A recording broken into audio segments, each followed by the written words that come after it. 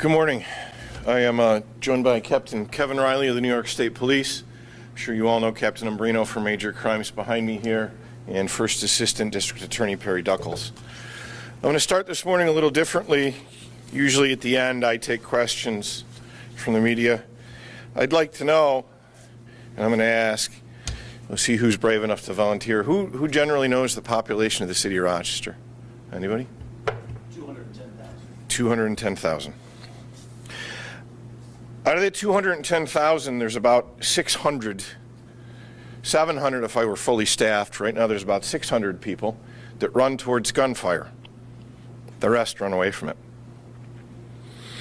As a result of the bravery of these 600 men and women of the RPD and our multifaceted violence reduction programs that we've put into place, there has been a significant decrease in shootings. And I brought here a visual aid. You're probably not going to be able to see it very well. It is on the open data portal. I'm sure Captain Bello can get it for you. But this is the rolling 365 of our shooting victims. This goes from 2010 to current. So if you look here, here's 2010 levels. Here's where we're almost back to in shooting victims. It's a precipitous decrease. On the stolen vehicle front, besides the everyday efforts of the rank and file stopping and arresting people in stolen vehicles, we've been doing multi-agency details this summer with the RPD, MCSO, and the New York State Police. The results of these details, about one a week, has been 36 stolen vehicles recovered, 212 traffic stops, 265 traffic tickets, 17 misdemeanors, 9 felony arrests, 45 warrant arrests, and 1 gun recovered. And that's just the detail, and Captain Bello can again get you those numbers because they're not in the press release. As a result, the number of vehicles stolen in the city of Rochester and Monroe County has dropped this year. But despite our best efforts to hold those that bring this evil to our community and the destruction in our community accountable, some people continue to wreak havoc again and again until sadly someone dies and we find ourselves here. And I'm talking about another death in our community. And that's what we're here to talk about today. Yesterday, a 17-year-old career criminal, think about that. He's 17 years old. We know this individual quite well. We're not releasing names yet. We know this individual quite well, and we'll get into that. This 17-year-old career criminal has taken the life of a 92-year-old member of our community yesterday in a pursuit. This 17-year-old has faced numerous criminal charges throughout his short life. We've arrested him repeatedly. Other agencies have arrested him repeatedly. And he's on parole. Parole at 17 years of age. So yesterday around 3:30 p.m., we got a shot spotter activation for the area of Mariah Street, Bernard Street. I've listened to the shot spotter activation, and you can, many times in these, actually, when you hear the gunfire, detect different caliber weapons. This was a gunfight. You can hear different caliber weapons in this shot spotter activation. So officers from the Clinton section working 3rd Platoon were heading out a roll call. They went to the scene. First call of the day for them. Now think about that too. These men and women were home, did whatever they do in the mornings. They were with their families. They came to work. They put on this uniform that I wear proudly. They did roll call. They got in their cars. And they ran toward gunfire, as they do every day. While en route to this call, they were alerted to numerous 911 calls reporting shots fired in a motor vehicle collision on the scene. Upon arriving, they located a motor vehicle collision at the intersection of Clifford and Mariah Street that involved a Kia that had been previously reported stolen in Irondequoit and also had bullet holes in it. Witnesses at the scene described males fleeing the shooting scene in a Kia. So again, thank you to the community for helping us in our efforts. As I've said before, the level of community cooperation has increased dramatically. We could not do this without the help of the community. A nearby officer located one of the suspects near the intersection of Clifford Avenue and Barron Street. The male, aged 19, immediately ran from the officer, and a foot chase ensued toward Friedrich Park. While on Friedrich Park, the suspect was picked up in a different stolen Kia. That Kia then backed at a high rate of speed directly to an officer on Friedrich Park. And I watched that body-worn camera video. You can see the officer bracing in the car because he's pretty sure he's going to get hit pretty hard by this stolen Kia. This behavior also, unfortunately, has become a common occurrence. Suspects swerving at officers on foot. Suspects swerving at officers in cars. Reminded just this week, we had an officer safety email that went out during one pursuit that another Kia involved itself, and the officers could actually see the male was wearing a helmet and was trying to interfere with the police cars and run them off the road out of this pursuit. The officers relocated this vehicle on Barron Street and attempted to stop it. The vehicle failed to stop and a pursuit began. This pursuit lasted approximately 8 minutes and ended in a motor vehicle collision at the intersection of East Avenue and Elmwood Avenue. The suspect vehicle was traveling southbound on East Avenue and struck a vehicle that was turning westbound onto Elmwood Avenue. Officers and firefighters from the Brighton Fire Department was right on the corner there. We thank them for their help. The Brighton Fire Department immediately came out to assist. Again, I've watched the body-worn camera on this.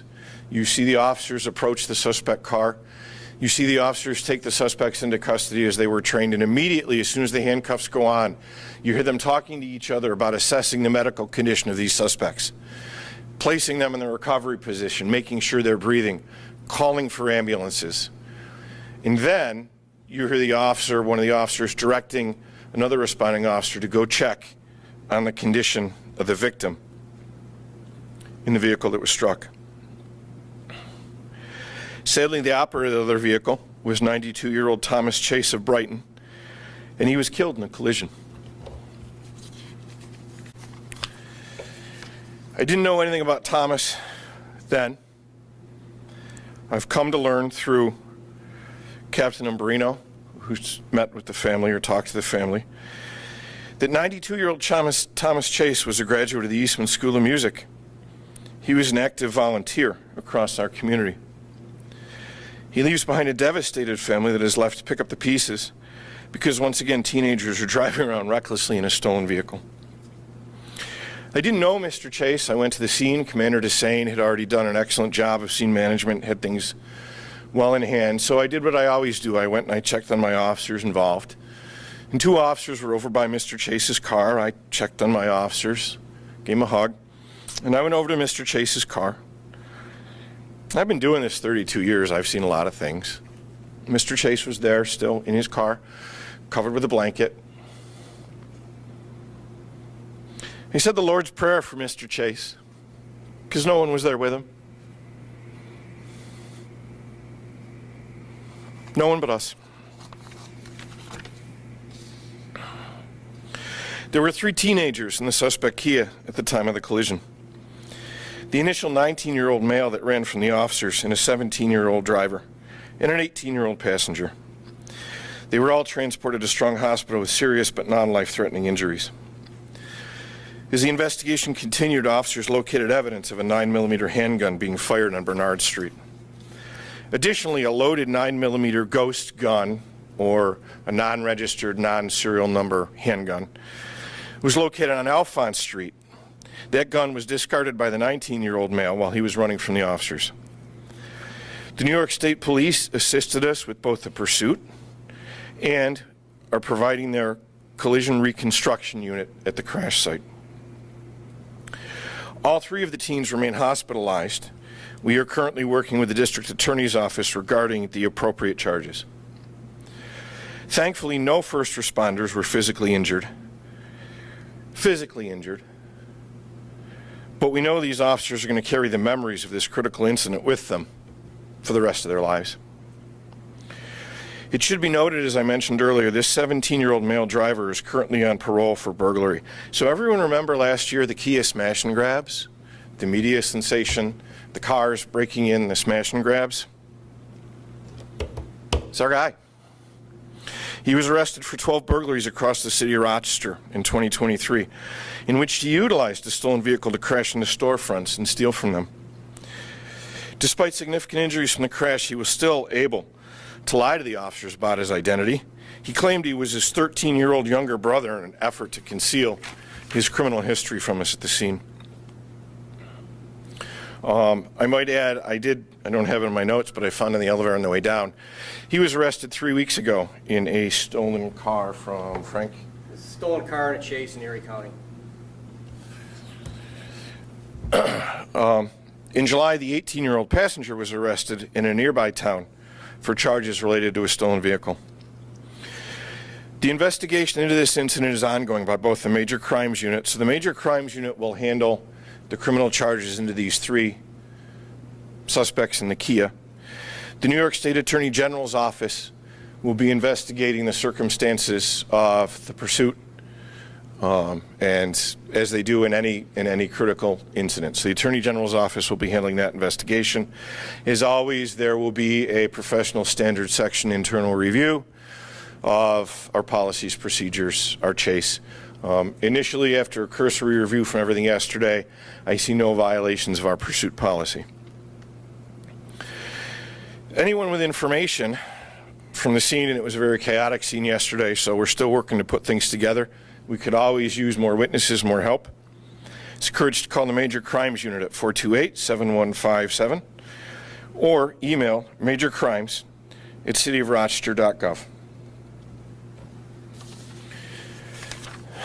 As I said in closing, I mean, my folks are working.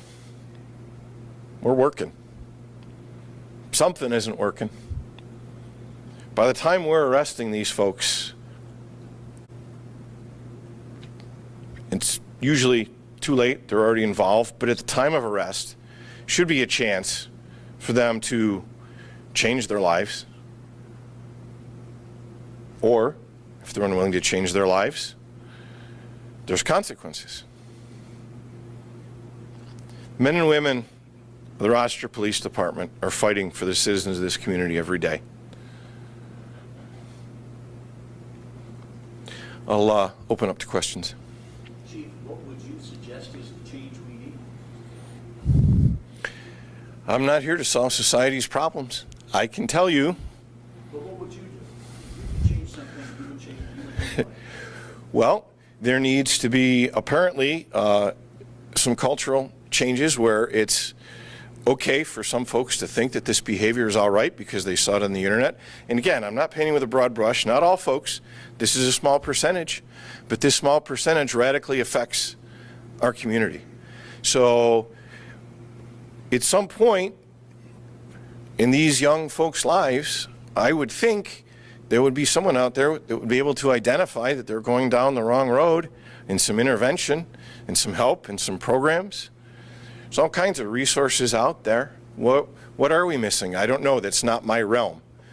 But I can tell you this, when it does come into our realm and we do our part, I shouldn't be standing here now because we did our part last year. Chief, arrested a dozen times, right? I mean, we can hear the frustration in your voice on at least this driver.